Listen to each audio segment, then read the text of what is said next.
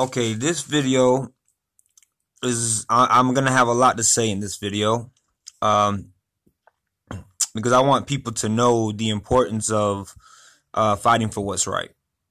I like to ramble. Like I said, I have no scripts. I just hit play. I usually have a subject in mind, and I have different areas of that subject that I want to explain, and I never know how it's going to come out. Never know, and it never really comes out the way I want it to. And there's always something that I miss, and there's always something that I want to reiterate, or I want to say a different way, and I can't take it back once I've recorded it. So I want to touch bases on this in a timely manner. But since there's so much on my mind, I don't think this is going to be a short video. So, like I said, I don't care if you listen to me. So if you don't want to hear a down-to-earth opinion about why we need to fight for things that are worth fighting for, then I suggest you turn this audio off right now. The reason why I do this is because it's worth it. That's the main point. And some people will say, well, how is it worth it? How is it worth talking about the same subject over and over again and saying City Barbecue let their employees get sexually assaulted and physically assaulted by a manager and they didn't care? The reason why it's important to me is because of other people. Other people still have to work at this place that I felt like was a concentration camp. Somewhat too. It was pretty much slave labor, and pretty much we'll use you if you need you. If not, see you later. We'll throw you away like you're nothing.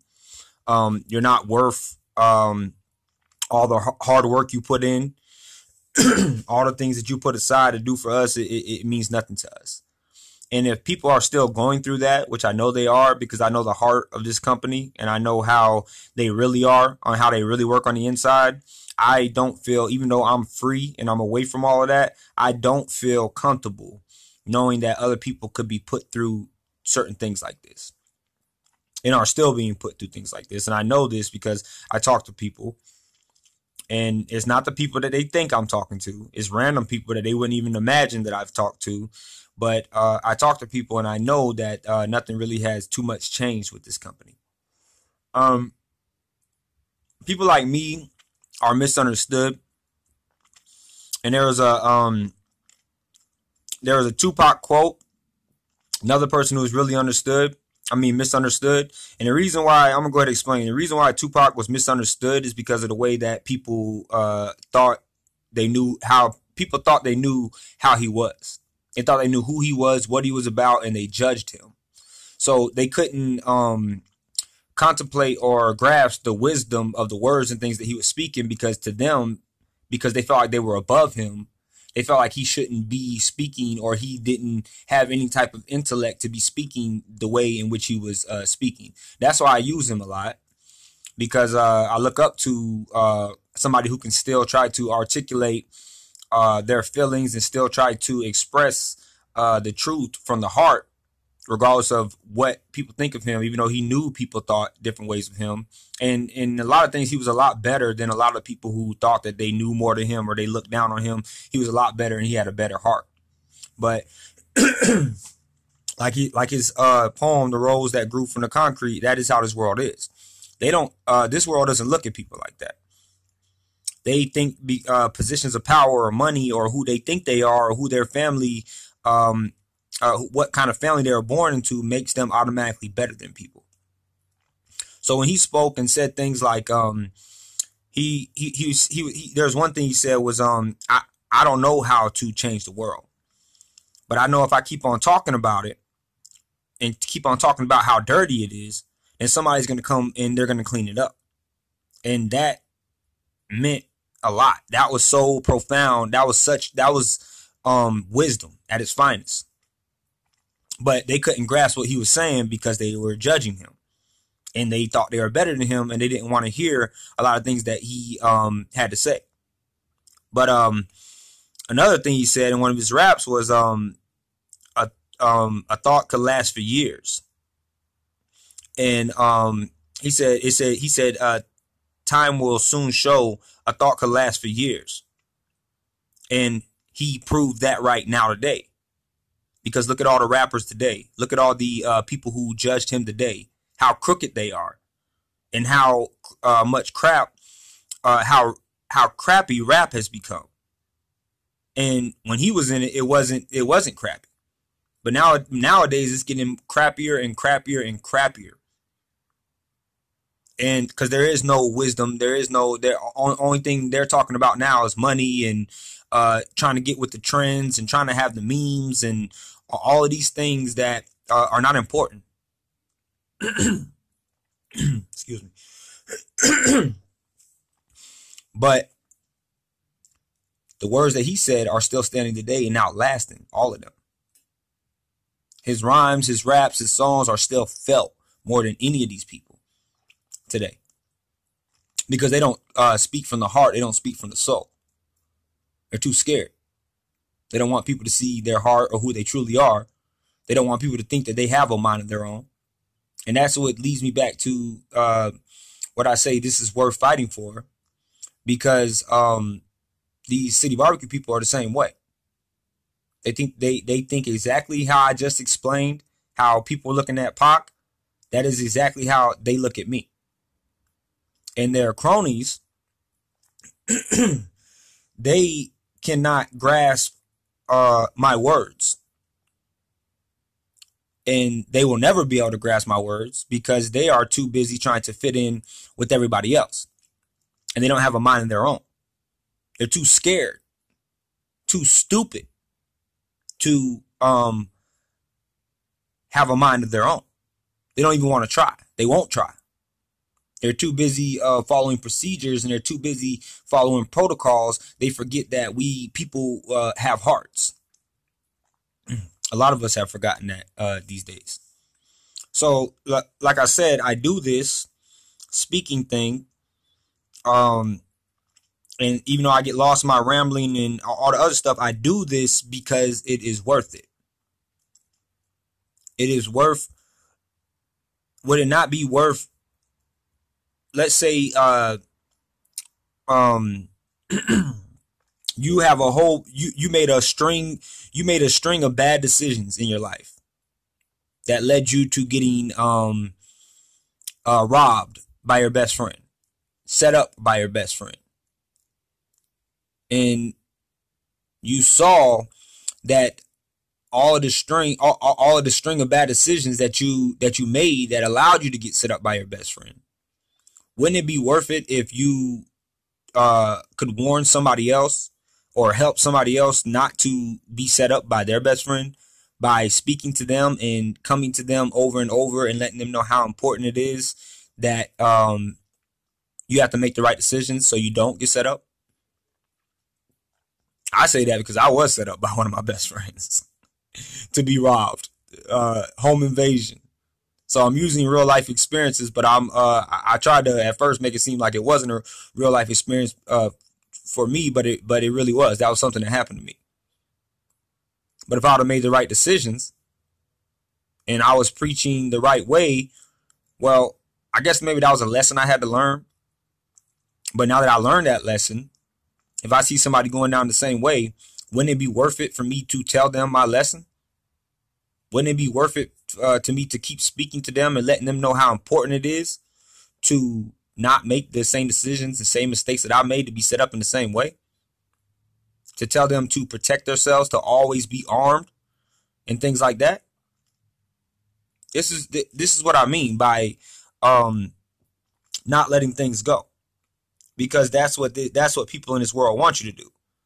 They don't want you to get in depth with anything. They just want you to move on to the next thing and let things go. They want you to have ADHD, I guess. Because when you focus on one thing and you are strong in somewhat, let's say, passionate, let's put it like that, about something really, really worth something, a cause and a change, they want you to change your mind, because if you don't change your mind, then they're going to have to change their ways.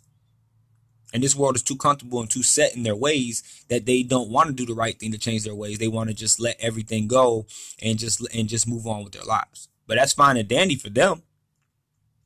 But what about all the people who are suffering because of the things that they let go? See, that's the type of mindset I'm on. That's why I say it's worth it to keep going. It's worth it to keep talking. It's worth it to keep telling people about this situation. Not just about this situation, because it's helping me tell people also about how the world works. And we need to know how this world works, because this world is so crooked. It is so off path from what it is presented to be, or the illusion that it makes itself seem. It is not. This world is not what we perceive it to be at all. This is the age of deceit. It is so easy to be deceived, and so many people want you to be deceived and want you to think that you should just let things go and you shouldn't fight for a cause, or you shouldn't whatever. But these people will never be remembered in life, period. People like Malcolm X, JFK, Martin Luther King, Pac, John Lennon, people like that are always remembered and will always be remembered throughout time. Bob Marley, because of they fought for just causes. They try to open people's minds to make them think and make them realize that we don't have to follow this world. We could be our own person. And we don't have to be ashamed of being our own person, speaking our mind, speaking from the heart. Because that's what we are today. Everybody's in the shell. Everybody wants to be cool. But if we don't fight for things and things that we know are worth fighting for, other people will suffer because of us not fighting. There are so many people that we hurt by not fighting that we don't even know. There was a Criminal Minds quote. It said, the things we don't do are every bit as important as the things that we do, or something like that. I know, like I tell you, I don't always quote everything right. And of course, it was somebody from Criminal Minds. You know how in the beginning or the end, in the middle, they would quote famous people and say things, quotes from people. I don't remember who said it, and I don't from the Criminal Minds character or whatever, and I don't remember who they were quoting. But it was like I think that was how it went. It was like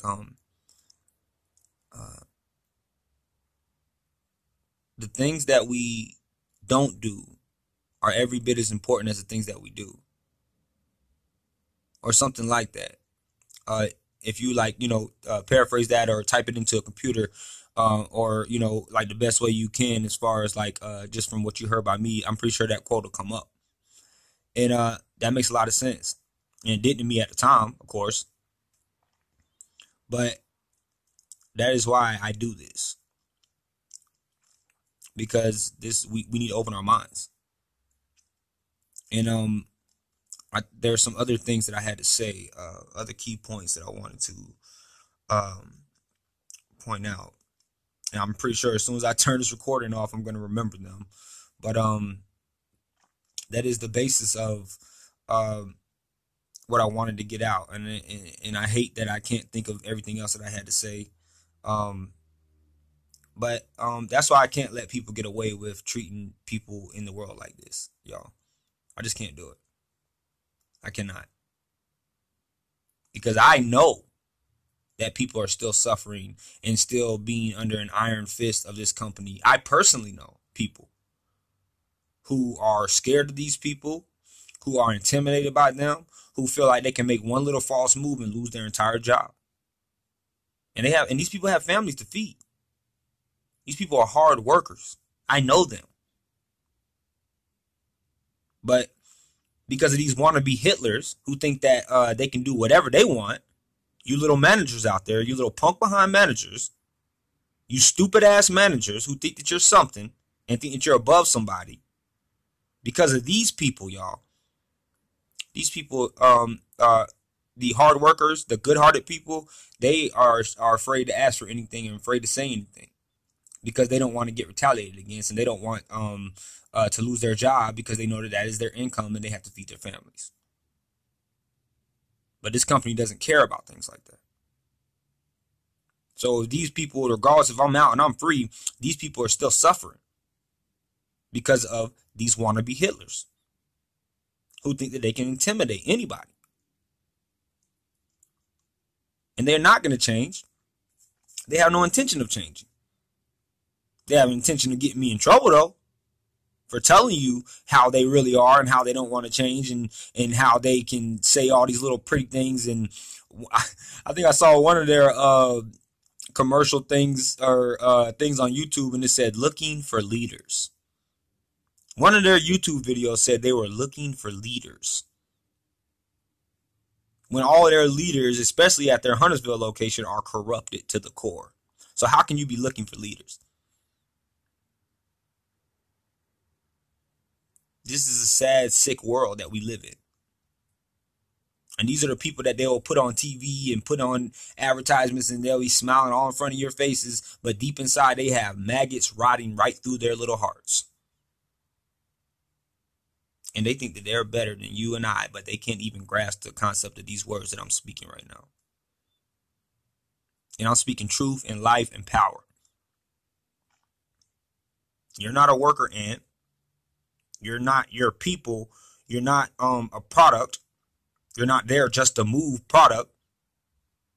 Like I'll be fine. Like I'll be fine with a racist if he comes out and says he's a racist. I'll be fine with a company who says, yeah, we don't treat our workers the best, and then they show it by their actions. But when you say that you do and you don't, that's what really boils me. Just like an undercover racist who would smile in your face and act like they're not racist, but behind closed doors they are completely racist. These people are put in positions of power, y'all. And they do not know the definition of true power. And they abuse their power. And all I'm doing is saying that this is worth telling you. And this is why they don't like me.